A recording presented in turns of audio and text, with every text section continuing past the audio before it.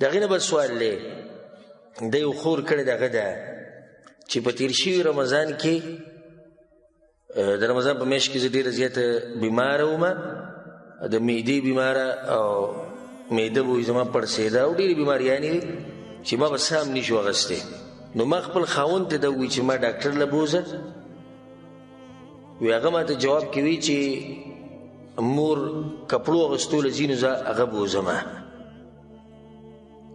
او ما ورته ډېرې وي چې زه صبر نشم کولی بیماره زیاته خو هغه وایي چې نه د هغې نه بعد وي زما ماشوم وشو په اپریشن باندې نو بیا هغه اپریشن چې کوم ځای باندې شوی و هغې دلاسه وي ما ته بیا تکلیف و بیماره ومه نو بیا ورته ما ووایي چې زه بیماره یم هسپتال ته یې بوځم هغه وایي چې مور پلاني ځای ته ځي څه کار دی هلته یې بوځمه او تا بیا بوځمه وی ما ورته چې بیماري علاج پکار دی دا مور خو ته بله ورځ بوی شي وی چې نه مور همیشه مور ده او دا په اوله کې ده که ته مړه کېږي او که هر څه کېږي ځکه چې د مور د لاسه به زه جنت ته ځم ستا د لاسه نه نو دې سړي مبارک کې ته څه وې زه دا کار صحیح دی که غلط الجواب بالله توفیق هغه دی چې په دې کې خو څه شک نشته چې مور د ټولو نه زیات حق لري په دې انسانانو کې په دې خپل بچي باندې دې کې خو څه شک نشته او د دې بچي د دې مور پلار سره ښه کول بیا خصوصا د مور سره ښه کول دا خو په ده باندې واجب دي ووصینا الانسان بوالدیه احسانا مور پلار سره به ښه کې الله به کې خصوصا د دې مور تذکره وکړه حملته امه کرها ووضعته کرها د دې حمل 9 میاشتې د بچې په خېټه ګرځول بیا د پیدا کېده داسې نو تکلیف او سخته و دغه شان ابو هريره روایت دی چې په رسول پسې یو کس راغی یا رسول الله من احق الناس بحسن صحابتي یا رسول الله څوک ډېر حقدار دی چې د هغه سره ښه وکړم رسول الله ته امک ستا مور وی بیا څوک وی امک وی بیا څوک وی امک وی بیا څوک وی بیا پلار او بیا نور خپل خپلوان دا حدیث په صحیح بخاري صحیح مسلم کې دی نه دا واضح شو چې درې پیرې رسول الله مور تذکره وکړي د مور حق ډېر زیات دی خو د هغې دا مطلب نه دی چې د مور حق ډېر دی د نورو خلکو حق خوره د پلار حق ډېر دی د نورو خلکو حق خوره موږ پښتنو کې دا مرض دی خصوصا چې موږ یا ډېر مخې ته ځو او یا له منډه شاته ځو هغه طریقه نه کوو کوم چې وسطیت ته چې شریعت یې لاره ښولې کله چې موږ چاته نصیحت وکړو چې د مور پلار سره ښه کوو چې دومره ښه ورسره شروع کړي چې هغه ښځې نه یو څاروی او ځناور جوړ کړي هغه بلکل پرېږدي که ورته ووایو چې نه د دې ښځې هم په تا باندې حق شتي یو دومره ښه ورسره شروع کړي چې هغه مور پلار پرېږدي د دې بعضو خلکو دا مطلب دی چې د یو حق ادا کوي د نورو نه به تیرې یعنې حق نه ادا کېږي دا غلطه خبره مور خپل مقام دی د پلار خپل دی د رونو خپل دی د ښځې خپل دی د بچو خپل دی د ملګرو خپل دی هر سړي له به ته د هغه حق ورکې د هغه حصه به هغه له ورکې ډېر ورته موږ دا کوم چې دا کار کوي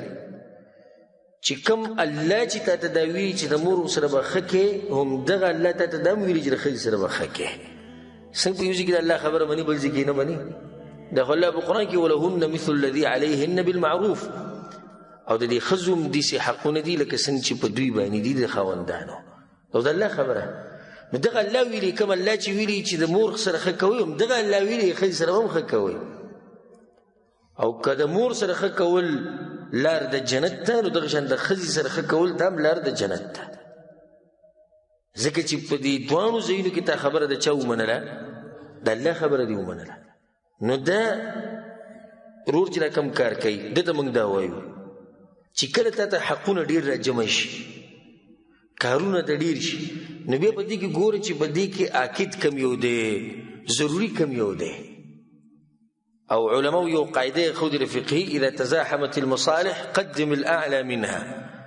کله چې مصلحتونه ډېر شي په تا باندې نو کم چې پکې د ټول نه زورور دی او غوره دی او ضرورت ودرې هغه مخکې کا دې چې خپل مور بوزي کپړو اغستول او چکر لو پلاني زیله دې ته په عربي کې کمالیات وایي یعنی یو ضروري شی نه دی او ښځه هسپتال ته بو داسې دي دا ضروري په دې ټیم کې په ده باندې واجب دي چې د خپله ښځه بوزي علاج دپاره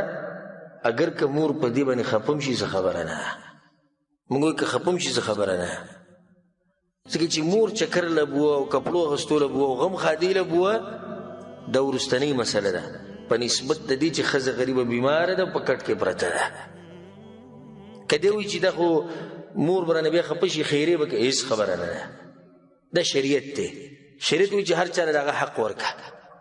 د ښځې دا حق دی په تا باندې چې ته علاج له بوځې هسپتال ته یې بوځې اوس که چېرته داسې وشي چې د دواړو دا خبره لازمي او دواړه ته په یو ځای نشي کولی نو بیا به د چا هغه مخکې کې بیا به د مور دا مخکې کې خو که دواړه لازمي او ضروري اوس مور بازار ته بوه د خیر سبا یې بوځه بل سبا یې بوځه مور غم ښادۍ له بوه سبا بل سبا یې بوځه چکر له بوځي سبا بل سبا یې بوځه ښځه هسپتال ته بوه هغه بیماره ده دا واجب دی په تا باندې د دې به تا نه تپوس کېږي د قیامت په ورځ نو دې ورور ته موږ دا وایو چې الله سبحانه وتعالی ستا دا ایرس ښه ډېر کړي چې د خپلې مور سره دومره ښه کې خو بل حق خو به مه خوره که نه دا ښځه غریبه چې دا یو انسان دی تا ته ناسته ده په تا باندې د هغې غټ حقونه دي ذمهواریانې دي او په دې عقله یو نصیحت به مو وکړو د خپلو ورونو ته دا کوم چې د ښځې خیال نه ساتي او هغه بیماره یو غریب د تکلیفونه یو دی ورته په مخه د صبر تلقین کوي دا صبر خو په مخه نه کېږي که نه د دې ځینه روپۍ ولیږي مور پلار په لاس یې ولیږي ما روپۍ درلېږلي هغوی علاج نه بوځي بل دا ما ته به خپله یو زنانه ووي په ټلیفون باندې بیماره او بانتها بیماره او ما ته یې دعاګانې لپاره غواړه او دلته ما هسپتال قیسې دلته نشته او د ډېرې غوسې نه دا وی خندوله هم او په دوی خو وایي زه چې راواده شم په دوی بیماري نه راغلي نه په دوی بیماریان راځي او نه دا کسب کوي چې هسپتال ته لاړ شي ښه نو خاوند وایي چې هلته مور نه اجازت اخیسته غواړي پلار نه دی به پیسې ټولې ولېږي هلته هغو له به ورکړي هغوی هسپتال ته نه بوځي دی نو څه وکړو اوس دغه مشران دي دا داسې چې ښه کې مور پلار مقام مطلب دی چې د ښځې مقام پې وخوره د بچو حق ما دا کوه هغه بیماره ده